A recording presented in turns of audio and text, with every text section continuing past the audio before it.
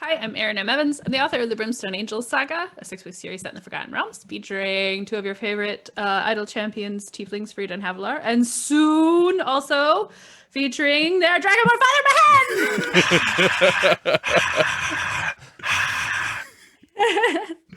I think also they Girdle Champions, they flashed the approach of another Brimstone Angels character that you will be able to have. A Zuni familiar. A baby Zuni familiar. A little baby Zuni? The precious baby. What even would be a little baby Zuni? Like, I feel like she was born 6'3", 220. She was, so when she shows up in Fire in the Blood, she's a puppy, but she's the size of a mastiff. Like, she's already, what they do is they put like a seeming or disguise self on her and make her look like she's just a regular dog. They're like, this dog can probably track. And also acid bite. Yeah. B. Dave Walters, I say words about things. I really just find reasons to be around Treavor and Erin all the time. You can find me doing all sorts of delightful streaming content, but most notably on the Black Dice Society, Thursdays at 4 on D&D, Twitch, and YouTube. Heck yeah. And see, there it is. Those are people calling. Yeah. Did you say the Black Dice Society? I did. The Black Dice Society. Which is a Ravenloft stream. Yes. Which might be relevant. It could be. Tomorrow. Yeah. Get it. Tonight at 9 p.m. if you got it on D&D Beyond. Ooh, hey. That's how it's always. If it isn't, don't come yelling at me. I don't work for them. But that's how it usually is. All true. Yeah. All true. So yeah, we're talking Domains of Dread, and we got a little fun because first we're gonna talk about some Domains of Dread, and then afterwards we're gonna have a little fun, maybe making some domains for some champions who are idle sometimes, but not very idle. But you're idle, but they're champions. Anywho, where do you guys want to start with Domains of Dread? So y'all know I live neck deep in this now. Wonderful ways to grief and torment people that I otherwise love dearly. So I would pose the question first: do either of you have a favorite Domain of Dread? Because what I'm finding is, over the course of this show, is Ravenloft goes back many years now. In most of the a number of these domains existed back then. They have changed a lot. Oftentimes, they're definitely far more siloed in the new books. Whereas, like in the past, things like Darkon and Falkovnia shared a border type thing. That's kind of not a thing anymore. Were they not originally like almost like islands in a? I mean. They were all connected. I know I was reading up on the revisions, and they said at one point well, like ecologically this doesn't make sense, so we have to move some of these. Right. Like, well, that's not true anymore at all. Right. Well, I mean, hey, how does ecology even work in the Shadowfell? But actually, no, this is naturally how it works. This is all very accurate. Ask a Shadowfellian ecologist. That I should check my privilege on that. That's true. Find a Shadowfellian ecologist. Well, ask Orcus if he knows any. But a lot of people have come forward and discussed the fact that they had their favorite domains because there's enough in almost all of them that you could have whole campaigns in each domain. So do you Zone of Safety if you love them all equally, but do you have a favorite Domain of Dread? Okay, so here's my problem every time somebody asks me do you have a favorite thing? My answer always ends up being like the vanilla ice cream of answers. Like Borovia, aren't you? I'm gonna say Borovia. I'm sorry, I liked it. It's so cool. It is. That's the original. When this was originally just like an adventure. Yeah. An adventure that it's where the castle is where the whole setting gets its name from because everybody liked that. Named after Strahd's mama, Castle Ravenloft. Yeah. And so I mean it's also the first exposure I had to Domains of Dread because I ran Curse of Strahd, and that's probably one of my favorite campaigns I've ever gotten to do. And so I got a little special place in my heart with the Barovia, but man, that Eberron train thing though is real cool. Eberron train is it's really cool. Super cool. Yeah, you saw that episode because you did the audio for it, right, Treavor? No, I have no. That was one of the bonus episodes. Oh, yeah. There's we did that as a bonus episode for our patrons where they go to the train. Yes. Okay. So when you get this book tomorrow, Don't do too many spoilers. What's he gonna come after us? Hey, so now, since they released the table of contents, I'm like, hey, if you put it out in writing, I can say it now. So there's about a dozen or two really well-defined domains, and then there is a list of some that is just kind of has like a paragraph. And one of them is the Morning Rail, Sire 1313, which is the lightning train that did not make it out of Eberron, which is really great. We did it in an episode, but it's really cool. Great. It's such a cool concept. Yeah, that's definitely most exciting. Yeah. Yep. Oh, what about you, Erin? What's your favorite? I've actually never played in Ravenloft, so I have not experienced any of these things in depth. I have in sort of looking over things I've seen people because I've definitely seen people say some things, show some things. The revision on Lamortia is interesting. Yep. That it's instead of being ruled by the sort of Frankenstein's monster character, that you've got like a Frankenstein's monster and a Frankenstein who are lovers, and the Frankenstein who's trying to run away. The monster. I don't want pedants coming after me. I know the difference. But I also always thought the carnival was really cool. Knowledge is knowing that Frankenstein is not the monster. Wisdom is knowing that Frankenstein is the monster. Yeah. You know? Yeah. I like also, that. Chat, let me know what your favorite oh yeah, absolutely. Drop that in chat. Is. Yeah. No, this is actually a really great time to jump on with the setting, because again, it's changed a lot. And I did play, but again, it wasn't like my jam, you know what I mean? So like as I've been reading through the book and familiarizing myself with it, a lot of it I was like, oh, I kind of remember that, I've heard that word, I've seen that place, oh hey, Aslan Rex, cool. No, and there's some people that were like, yo, this is their thing, and I think you're gonna be very surprised. I mean, very pleased and surprised. I think I shared with you all before that when I was conceptualizing the Black Dice Society, it was going to be a monster of the week, but kind of split into 4 slices. You know, they'd come to a place, something was wrong, figure it out, fix it, and go. And then I actually got the book, and I'm like, oh no, you could spend an entire season of a stream or do an entire campaign in every single one of these things. And it's great. And I think anywhere that you're, whatever horror movie that you're trying to approximate, you can with this. If you're trying to do any American Horror Story, if you're trying to do Jeepers Creepers, Friday the 13th, Nightmare on Elm Street, any of those things you could do now in D&D, which is super dope. So one of the things that we touched on last week, because we were talking about Ravenloft and like kind of it overall and everything like that. This one's kind of more about the domains itself, and we said that each of them has a Dark Lord, and those are kind of has character irony to it of like it being their own hell as well. I think the term dirty bubbles got thrown around. I want you to know, chat, I really tried to make that the code. The algorithm wouldn't let me. But what is like, because there's, from what I understand, there's always like, there's the Dark Lord and there's dark powers. Right. So what are the dark powers? It's funny because that's kind of like a big ellipsis after it has been there for a while now. So again, recall Ravenloft is in the Shadowfell. It's in a section of the Shadowfell. So ostensibly the Raven Queen rules over it, kinda, I guess. But there is another force that is unknown, that is the dark powers. It is easiest to think of them as a pantheon of gods, but they are not defined. They're never defined. So who they are and why they're doing this is not clear. And then they are taking truly awful people from all over the planes in the multiverse, in a way rewarding them, but also tormenting them eternally.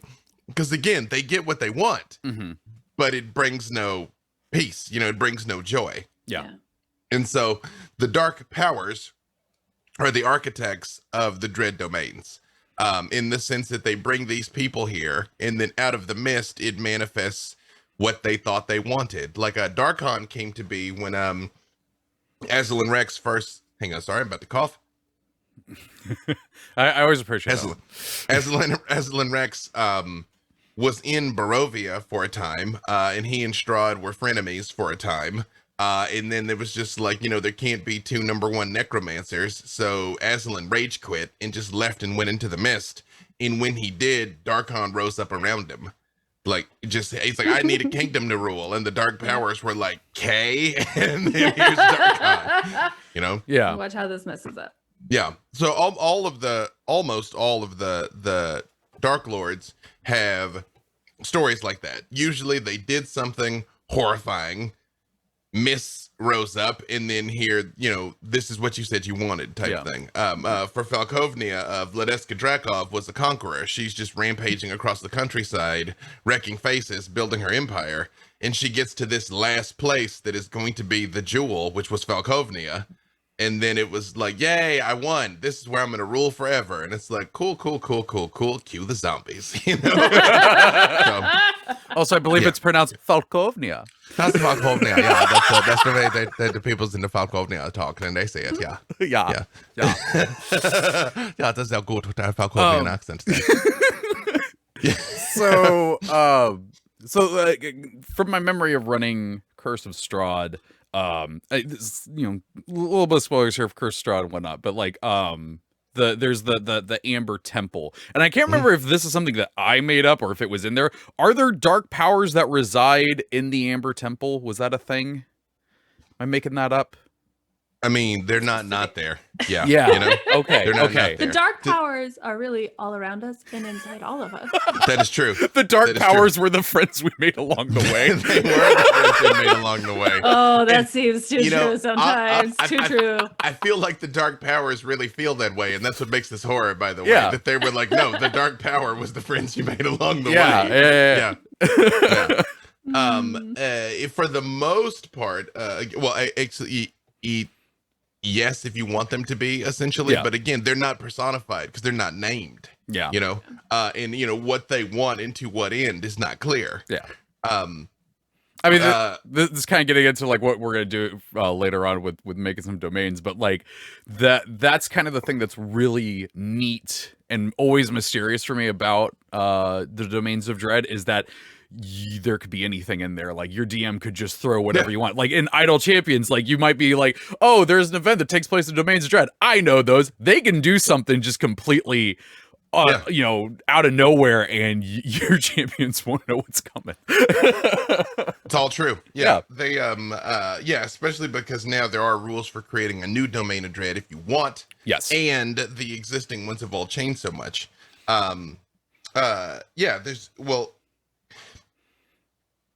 I find the idea of making up Domains of Dread for your game so exciting. Oh yeah. Right? Especially because especially if you're playing with players who have who want to do a lot of sort of character work and big character arcs, that you can find things where it's like, we're not talking about you. We are.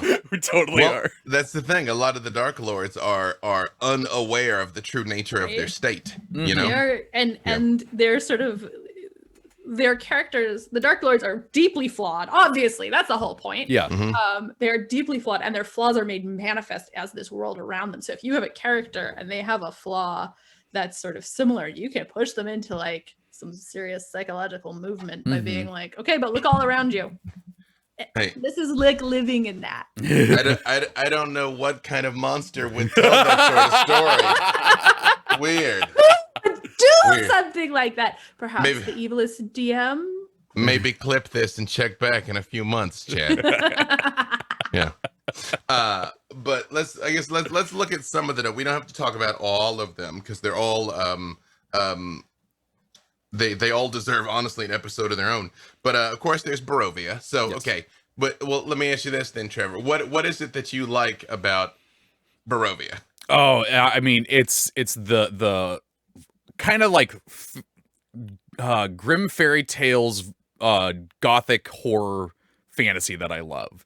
Like there's witches and there's werewolves. There's just so much. It's like a sampler. Like it's a sampler of gothic horror. Like it's not one, because I know there's other domains that are more focused on those, but it's like we got a little bit of everything here. You want to go fight some of this? You go over in this corner. And then it wasn't ruled by freaking Dracula. It was the first domain for a reason. You know, yeah. And again, I think, I mean, I'm fairly certain, 40 years ago or however long ago it was, how the Ravenloft pitch meeting went, that it was like, hey, what if we did Dracula, but it was D&D? Yeah. Sold. I was actually reading about it because I was curious that it was Tracy and Laura Hickman's campaign that they ran at Halloween. And they play tested it like 5 Halloweens in a row. Oh, I didn't know that part.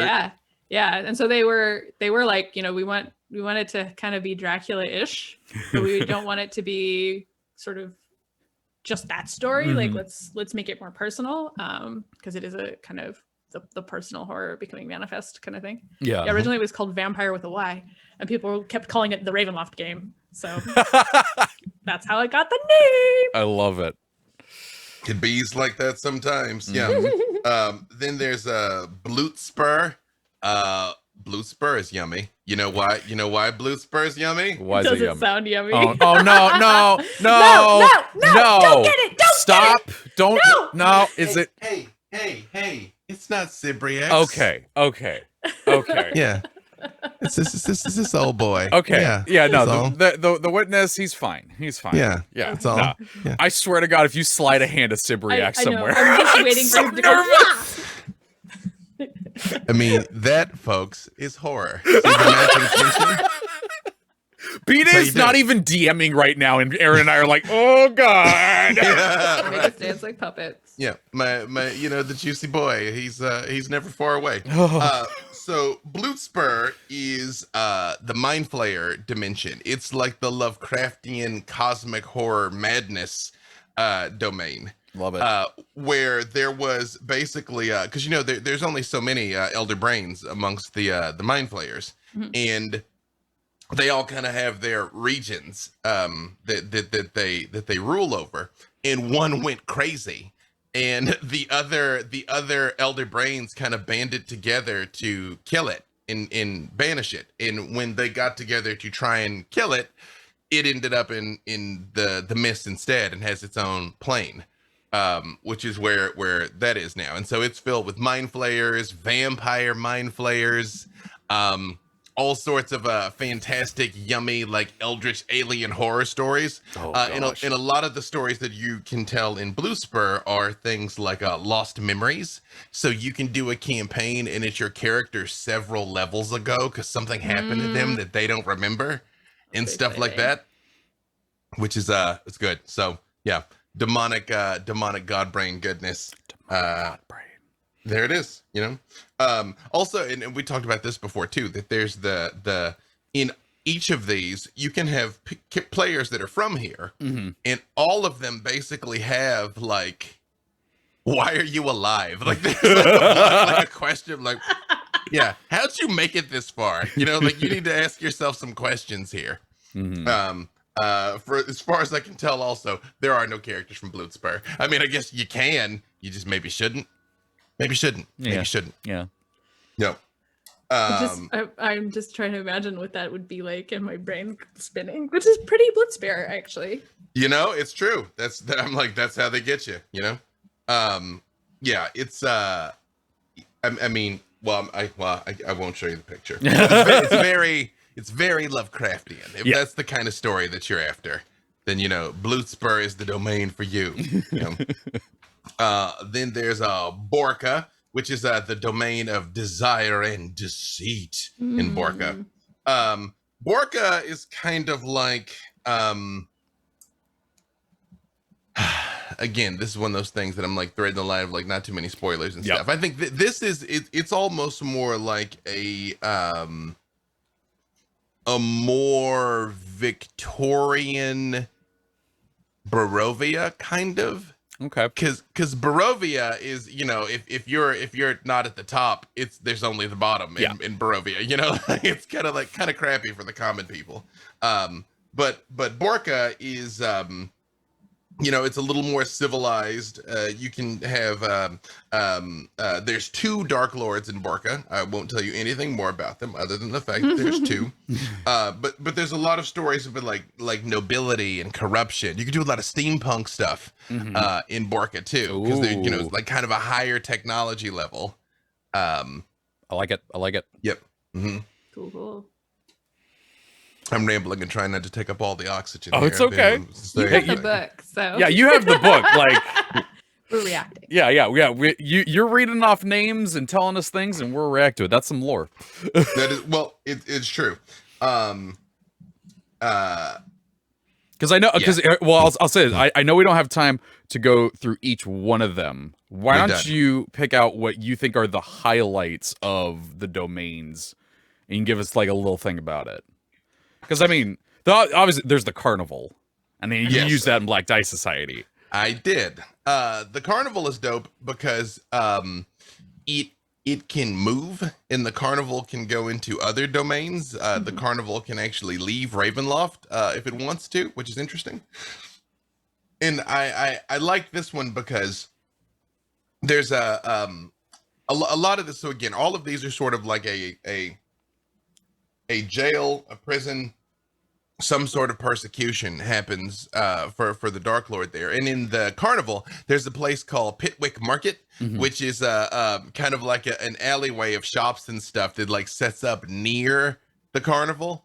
That will continue to get larger and larger and grief them more and more until the carnival has to leave. So they're like always. Oh, really? Oh yeah. I didn't realize that was what happened there. That's so good. That's great. Yeah. The Pitwick Market is not your friend. Well, it's not their friend at least. You know. See, what's funny to me about that is like where I live, where the circus came in, is right next to where the swap meet was. So that like it's kind of very.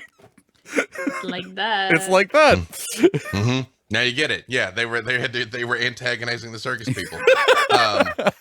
Then there's Darkon. Darkon is where Aslan Rex is from. Well, actually, Aslan Rex is from Greyhawk. He created Darkon. Was the domain that he ruled over. It's where Brother Uriah Macabre is from. Yes. Yeah, the domain on the brink of destruction. Darkon now, because Aslan left, is basically falling apart. And there's a competition for who's going to be the next Dark Lord. And the contenders are, one of them is a vampire, basically a vampire yakuza. Like basically, if the Japanese mob were vampires, one of them is a contender. Okay. Yes, this very spoiled dilettante lady who happens to be invisible is up for it. The original ruler of Darkon that Aslan supplanted is a contender for it. So that's always something you could do there. And it's neat because again, what happened to him? So he is a lich. He's a very powerful necromancer. He was actively trying to escape. That was his whole thing. He was always trying to get out of Ravenloft. And there was something called the Hour of Ascension, which was a ritual that involved like a lot of sacrifice and killing a lot of people to hopefully get out. And whether or not it worked and to what extent it worked, you'll have to read in the book. But I will just say, I'll hold it far away. There's a big old castle that's going to explode there. Oh. Yeah. So. Yeah, there you go. Yes. What's the one that has I don't know, the one that has the mummies. I think it's Harakir. Harakir. Okay. Harakir. Yep. Okay. Harakir is the vaguely Egyptian one now. Yeah. That one I actually went back because I thought I was thinking that was new, but it was originally from a video game that I was not aware of.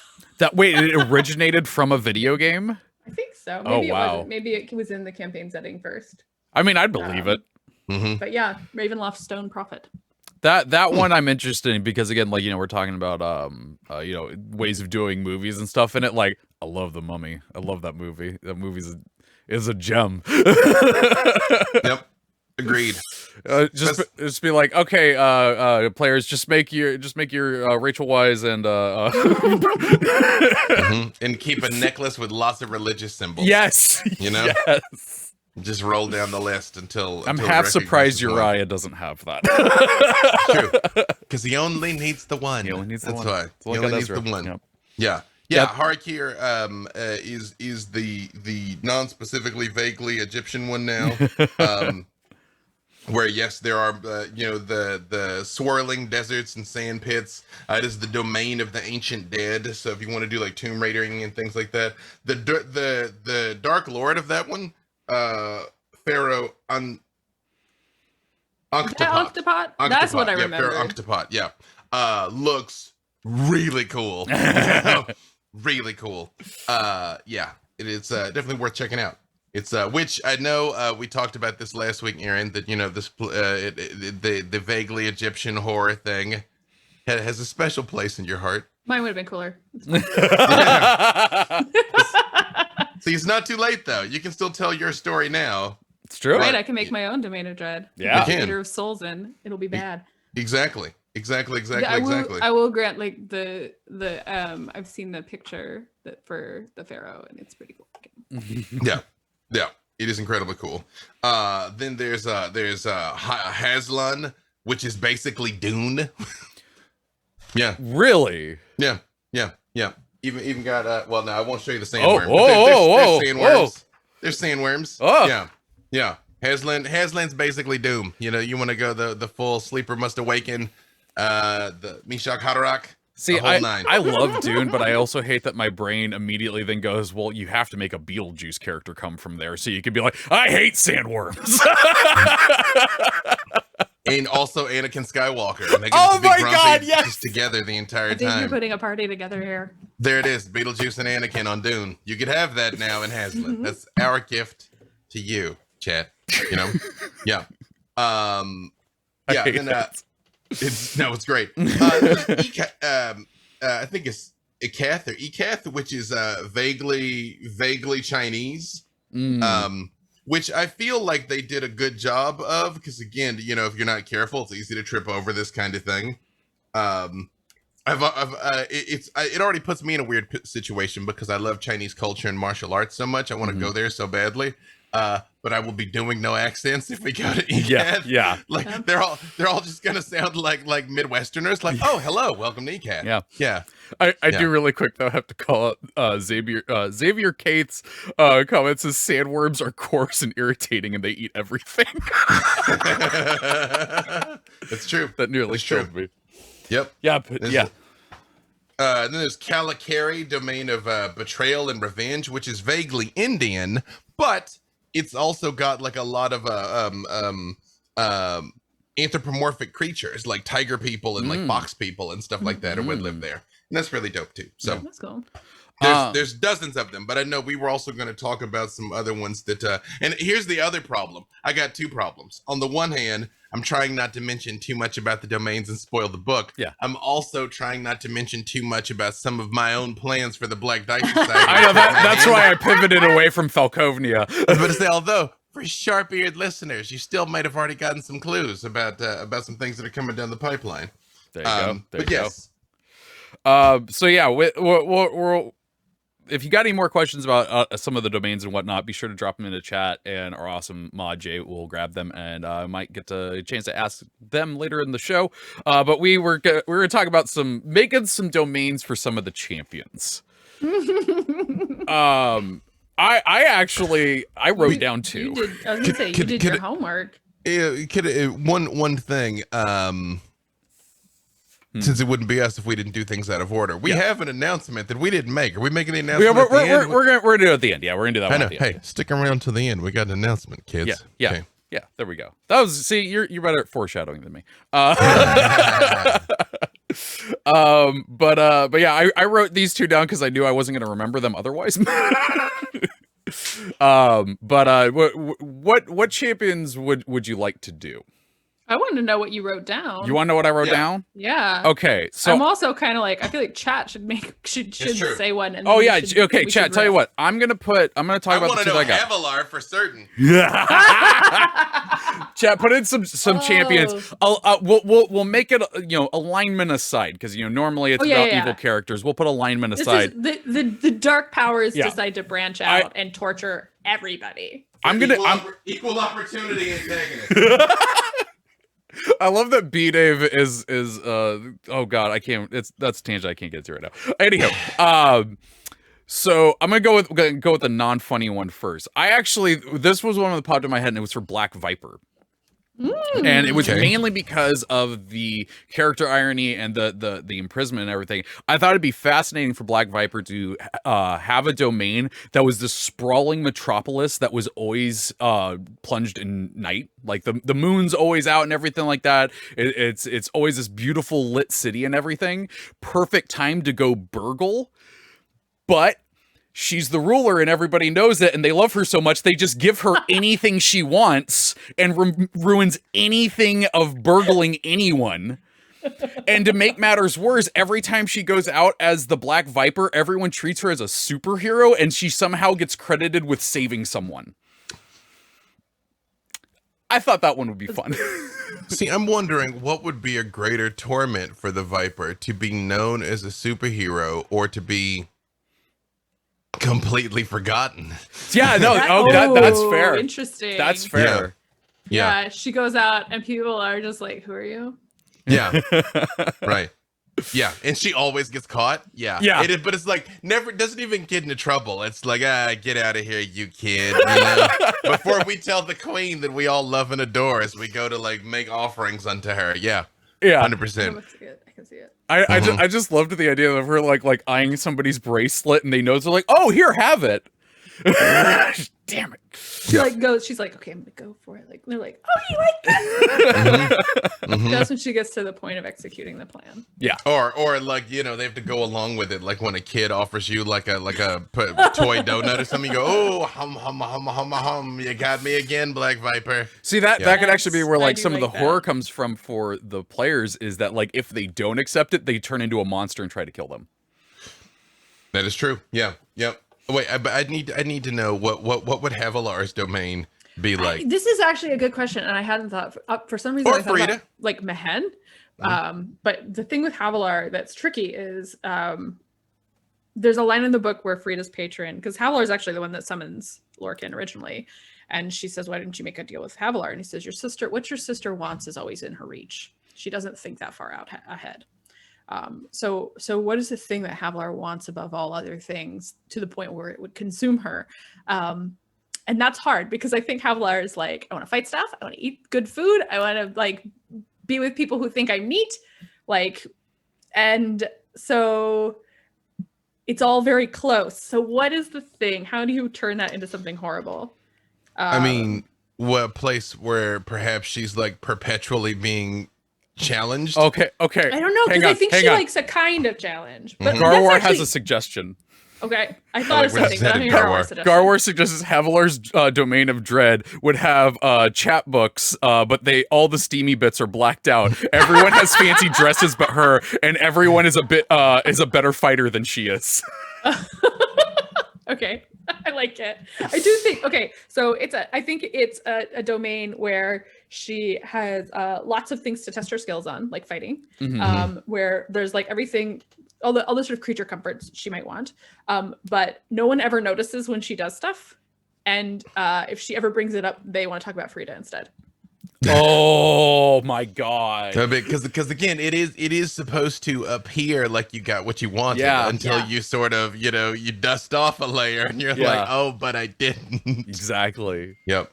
Or actually, I would even say it could be something where she's got all this and she is getting all the accolades, but Frida isn't there. Like the person that she wants that closeness with, that she wants that like appreciation from, isn't there. And maybe even everybody hates Frida, and she's like, oh no, what have I done? Because I didn't want that. That's a little subtle, so I kind of like the first one. But I mean, porque no los dos, though. I mean, Strahd's torment is defined by loss. So Frida can't get to her sister. Let's see. This is Eldoan. I think that's how you say it. Eldoan says Freely is his own dread domain, or is Freely or Kira's domain of dread? What is Freely's? But that might be Avron's domain of dread. Freely's domain would be it would be a lot like Pee-wee's Playhouse. Everything would be huge and oversized. It would be hard for him to like. Actually, it's I think he would be. Everything would be small, so it would seem like he was bigger. So like you think it would be good, but then like he still never fits anywhere. Like like, can't really go into the places and stuff. He would. There definitely would be ice cream and milkshakes that were perpetually melting because he didn't get to go the plane of ice cream and milkshakes. So he would want that. But there'd be like ice cream monsters and things like that. And he would. There would always be like monsters attacking, like kaiju. And he'd always beat them, but he'd always get there too late. Like they always would have killed some people before he arrived. Oh. Yeah. So never quite getting it. Yeah. And he also would have be forced into like a loveless political marriage. Oh God dang it! I knew it was coming. God dang it! With a juicy Cypriot accent. You're the worst. Yeah. Kaiju disaster. Yeah. Kaiju disaster. I like that. So Jay actually put in a bunch of suggestions into the text doc when we said this, but one of them I actually made. Oh, hey, so yeah, Jay, they suggested Spurt, and I actually came up with one. So Spurt's domain of dread is essentially Majora's Mask. The world ends every 11 days. Ooh. And everyone, so like essentially world ends, something happens, boom, everything's wiped out, then it comes back. No one on the plane remembers that. Outsiders remember it, and they remember dying and everything, but the people there, it's Tuesday again. But here's the thing that I decided. The way the world gets destroyed can be different almost every time, but no matter what, Spurt gets crushed. Before the whole world's wiped out, Spurt gets crushed. So it's like the Kenny to the South Park of the domain. Yes. Yeah. But the other thing is that Spurt feels compelled to guide every outsider that shows up.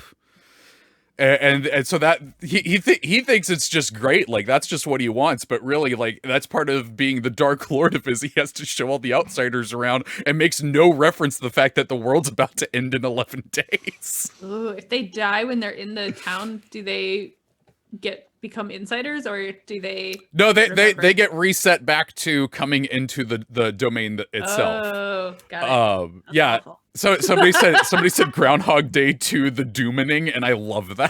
It's Vancouver by Night. Yeah.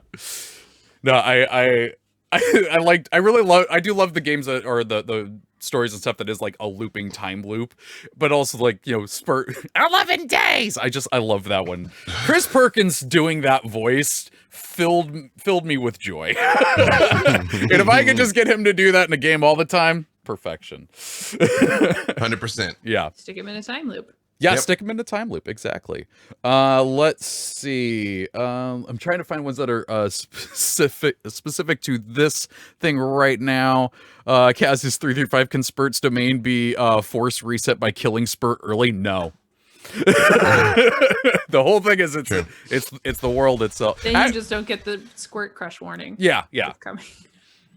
Actually, what'd be really great is that he can't die until the 11th day. Like, you just keep trying to kill him and he doesn't die, except for the 11th day, finally, something crushes him and then it's over.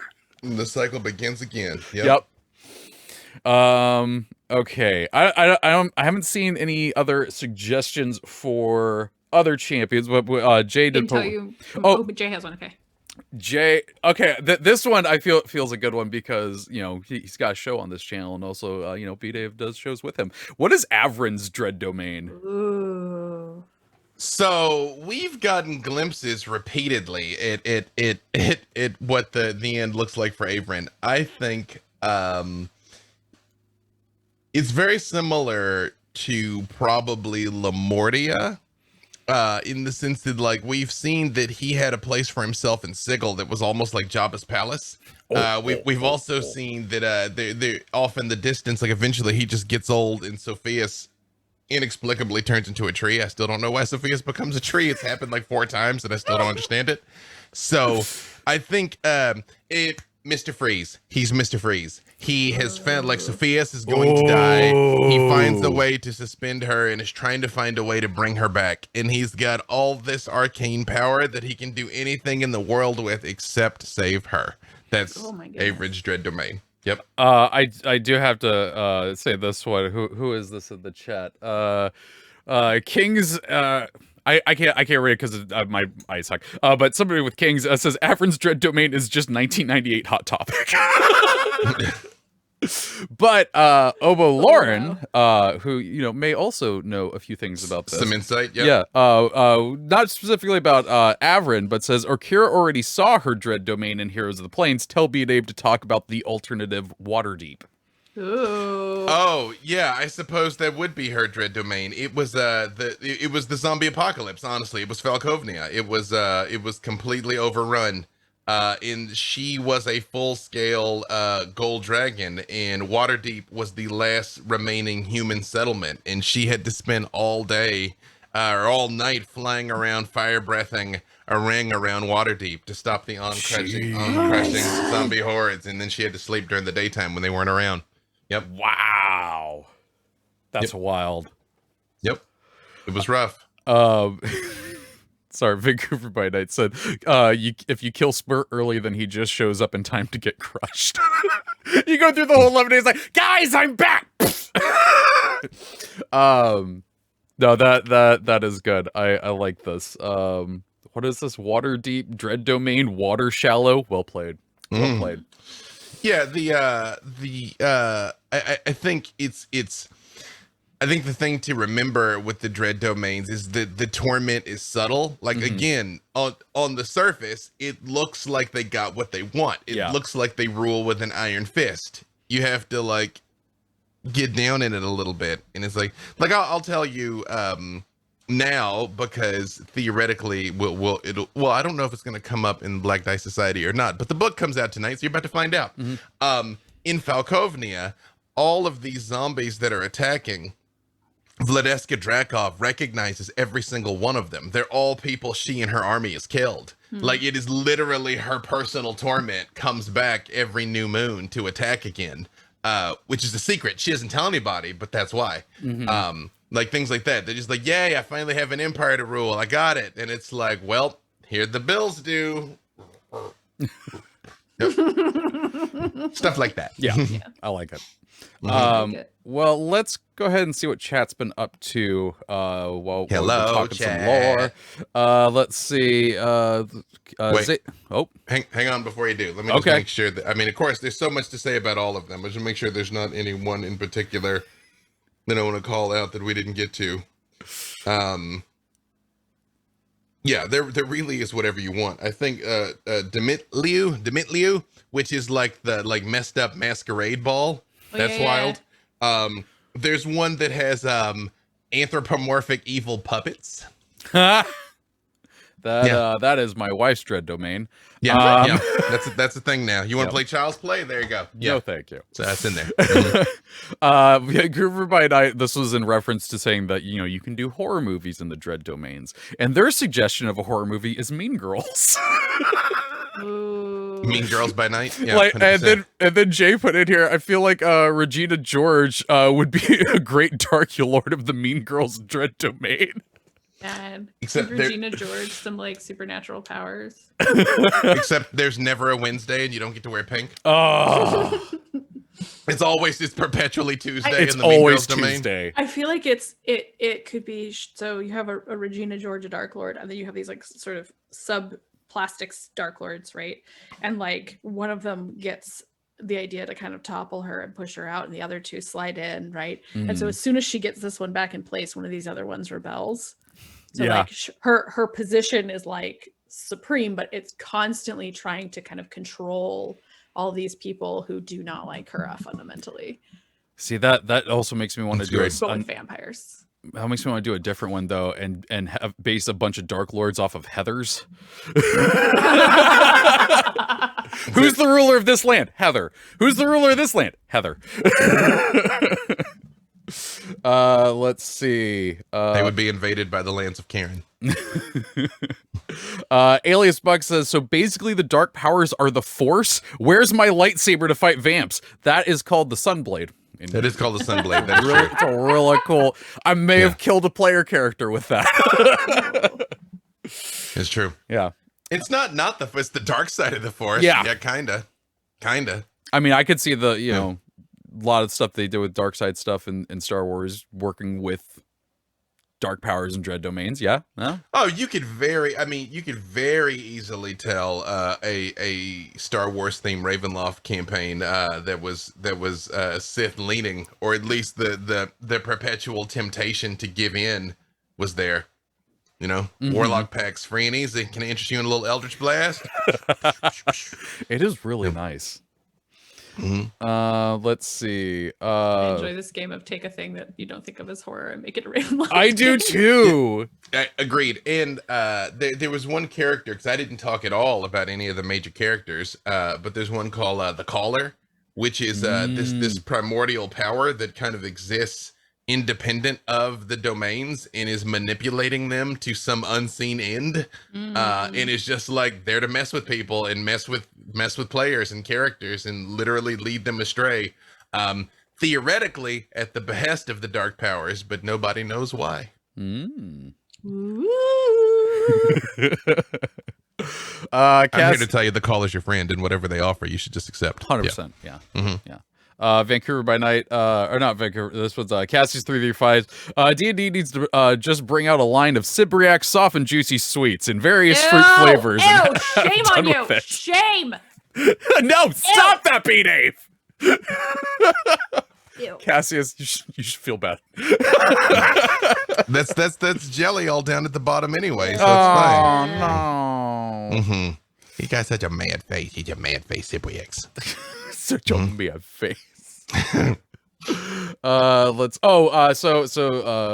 the Red, so does he remember what they said about the carnival market? Yes, essentially it was say B-Dave was saying that the market eventually grows too big and pushes the carnival out of wherever it is. I got that right? I didn't make that part up. I actually lost you for a second there. What was that you saying? Someone in the chat missed what we said about the carnival market, and I believe it was the market gets bigger and bigger until it pushes the carnival out. They actively antagonize the carnival. They grief them more and become a bigger and bigger problem. It's like an infestation, essentially. Like they don't eat, so it doesn't like force the carnival to go, but the carnival doesn't want to be where they are, so the carnival leaves. Yeah. The market is that one friend. Yeah. Oh God, Brian's coming. Garwar, when talking about the Dune domain and the people who could be there, he said, shouldn't it be Beetlejuice and Boba Fett? Why not all three? I mean, it's true. You got to round out that party. Yeah. What are those? I keep trying to like put them into character classes. Oh yeah, somebody already was like, what is Beetlejuice's class? And like, I'm like, how do you have a warlock that is also a patron? Actually, yeah, the next question is Dark Zero, but what class would Beetlejuice be? Yeah. I feel like it's around those. I'd say arcane trickster or sorcerer. He could be a bard, to tell you the truth. Oh yeah. Oh okay, yeah. Yeah. I buy it. Could be a bard. Yeah. Oh, the more I'm thinking about this, more I'm like, yeah, no, they can cast polymorph. Bards can do it. Bards can do anything. Like a lore bard is a party and a person. Yeah. Sorry, there's a lot of Mean Girl references in here. Stay classy, chat. Yeah, I'm going to do a tiny tangent. Okay. Sometimes when you pitch stories, they want like X meets Y. And I pitched a story that I ultimately couldn't end up doing for scheduling reasons as Die Hard meets Mean Girls, and I'm still so mad I didn't get it right. I love that. I just need to reskin it. Oh my God. Apparently Mean Girls works with anything, because while you were talking, my mind went to like Jurassic Park meets Mean Girls. there's The Spinosaurus shows up. She doesn't even go here. Doesn't even go? Well, they don't. Because Exactly. those were like aquatic creatures that like were river dwellers. They wouldn't just be yeah, never mind. Sorry. it's The like in Spinosaurus painting, literally didn't go there. there are tints that are paints that just like tint that sort of you can just add like yellow to this color. It's like that. Mean Girls is the Indian yellow of movies of X meets Y's. Very much. I've got a good question to round this one out. Chili Dross is there any swamp like dread domain? Ooh. I'm thinking some Alan Moore swamp thing would be awesome. Yes, there are some that definitely have swampy regions, and remember how I said there are some that are like not as well defined, that are just like a paragraph or two. There's one that springs to mind immediately that would work for that. That involves making human sacrifices to a false god. Ooh. So there you go. Yep, that seems very swamp thingy. Well, I think that is going to do it for this week's lore. But before we go, we have some news. I am sad to say that we are no longer going to help you start your week every Monday at 11 a.m. Pacific Standard Time here on twitch.tv/CNE Games. Instead, we're going to be helping you in the middle of the week on Wednesdays at 11 a.m. Pacific Standard Time here on twitch.tv/CNE Games. Yeah, we're going to be moving over to Wednesdays, and hopefully this is so, more people are able to join us here in chat and can, interact, ask questions, and get some more lore information. And so, yeah, we're hoping that this new day it makes it easier for you to come join us so that we can all have a good time, because we love doing this show and we like interacting with y'all. And so the more interactions we can get, the better. So instead of us being like your early morning coffee on Monday, now we're like your 3 p.m. second cup of coffee because it'll be on Wednesday. Yes. But still in the morning. It's a metaphor. Stay Yeah, with me on this. Yeah. When you're lagging, we're your turbo boost there in the middle. Exactly. So yeah, that is going to start next week on Wednesday, 11 a.m. Pacific Standard Time here on twitch.tv/CNE Games. But this does also mean that the podcast is going to be moving to Wednesdays as well. It will still be, later in the day, same day as we go live, and you will be able to get your second code and whatnot there. So, same things are happening, just different. We're the show is happening still, just 2 days to the left, like just a little bit over. We're not moving town. We're just moving down the neighborhood. Would it not be to the right to get to Wednesday? I don't know, whichever you want to go. Yeah. Is it my right or your right? It's true. These are the questions. These are the questions. And yes, as Erin said at the beginning of the show, Mehen is coming to Isle Champions this week. Yeah. Is that what we're talking about next week? It could be, maybe, yeah. I think it is. Maybe just tune in and see. Yeah, obviously, tune in on Wednesdays, 11 a.m. Pacific Standard. See, I soaked up all the oxygen with 2 episodes on Ravenloft, so now you get to talk and I get to listen to You get a break. I love it. So yeah, Erin B. Dave, where can people find you and what awesome things you're working on? You can find me on Twitter at Erin M. Evans. You can catch me on Wednesdays at 6:30 at twitch.tv/Dungeon Scrawlers, the specific time, where I play Cecilia, who is not a warlock. And you can find me with these two guys talking about writing with occasionally cool guests. The guests are occasional, not the cool. I was about to say. I just want to edit that for a second because I think there's some ambiguity. On Writing About Dragons Legit, available on all fine podcast purveyors. Yes. All true. B-Day Walters, I say words about things. You can find me somewhere doing something pretty much 7 days a week. Shot some stuff with Watsy almost 2 weeks ago now that I've been told is looking pretty good and it's going into the edit. I think sometime in June, maybe you can get to see that. Maybe it's going to be some interesting stuff. But in the meantime, Black Dice Society, Thursdays at 4, D&D, Twitch, and YouTube. If this Ravenloft stuff seems interesting, check it out. Also, wherever fine podcasts can be located, because we are the world's hunkiest podcast editor. And you can, we've done 7 episodes, so it's still pretty easy to get caught up. Check it out. Join us. I feel foolish now because Jay actually put in the text talk that all those suggestions were actually from chat. So if you just schedule those, hey, I got you. Nope, Jay swaggerjacked all of you. You've been swacked by the mods. And here's what's worse: if you try and complain, he'll just put you on timeout. Look at this, he's gone mad with power. This is Jay's Dread Domain. All of this. It's been Jay's Dread Domain. They do good work. I love it. Yeah, you can find me on Difficulty Class every Friday and on Twitter at the Treavor. There's an A hiding in there, and you can find all the way too many podcasts that I do. And good God, there's Cibriax again, the juicy boy. Stop kissing it. He's Don't gonna do it until that becomes our mascot, and that's what they put on the logo. That's our Dread Domain. Why not now? There's a Cibriax and Idle Champions. There you go. Yeah, there is. And yeah, as I said, thank you to Jay for moderating the chat as always. You do a fantastic job. Would not be able to do this show without you. And thank you to Codename Entertainment for giving us this chance to talk about some D&D and having some fun. If you missed any part of this show, you can catch it later at 2 p.m. as a podcast on your favorite podcast services. And if you have any suggestions for topics you might want us to talk about later on, you can send those into championslore at codenameentertainment.com.